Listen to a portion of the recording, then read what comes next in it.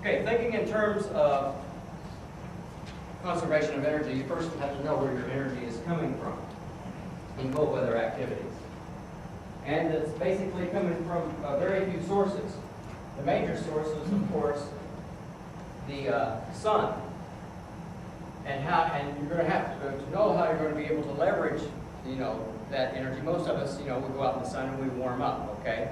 But you're also going to have to know how to augment that to your ability in order to stay warm. Some of the other types of energy, ways to transfer energy are by convection. That's usually by the wind. That can either work with you or against you, depending upon how you use that to your advantage. Conduction, of course, can be used both to your advantage and against you, depending on how you learn to use it. Evaporation energy, and then the energy that's stored in your food and water. And the object is to store and conserve the energy at our avail. Do you mind moving over here so I can get cooler? And I'm moving, smothering over here. Maybe I can be out here. Okay. So the temperature ranges that we're dealing with here are from, I'm going to break those down into 45 to 25 as one area, and 25 to minus 10 degrees Fahrenheit for a second range, and then minus 10 degrees to minus 45 degrees for the third range. You might not know this, but probably one of the most dangerous areas is from 45 to 25 degrees. And the reason for that is because you can get wet. It all hinges upon your ability to stay dry. So that is a very dangerous area of the temperature, and especially it's very dangerous if there are winds involved in that.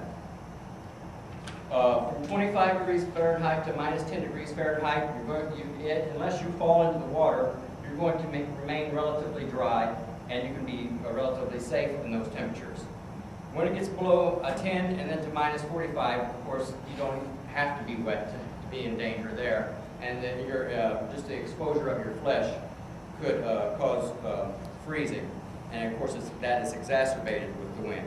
Just to let you know that the melting point of sea ice is 28 degrees Celsius. And of course, pure ice is 32. So even though you say it's below 32, well, it depends on where you are. If you're on the Arctic Ocean, you're going to have water at 28 degrees Celsius.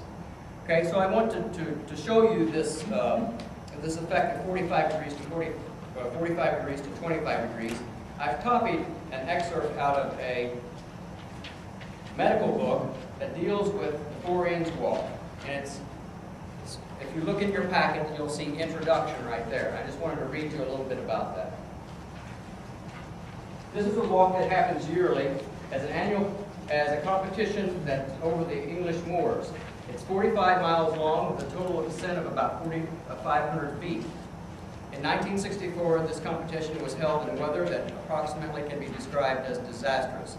A heavy rain was falling, wind speeds as high as 29 miles per hour were measured at sea level, and even stronger winds were probably encountered on the moors.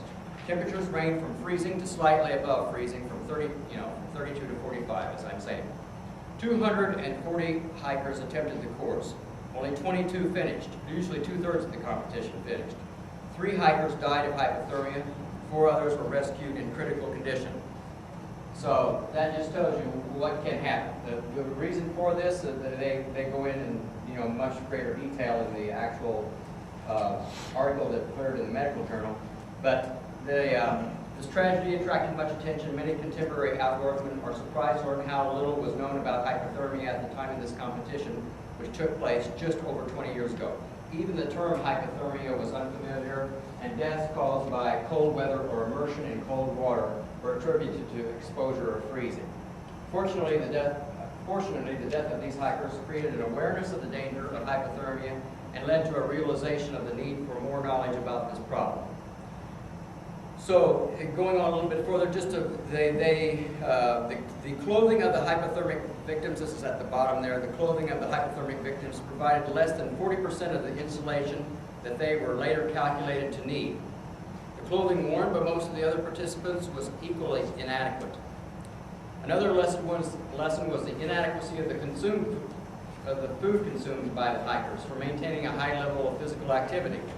The total energy expenditure by the hikers who finished the course was calculated to be 6,000 kilocalories. But most of the participants had a caloric intake estimated to be between 1,000 to 1,500 calories. Okay? So that is a very dangerous zone. Okay? And as you know, the very cold zone is.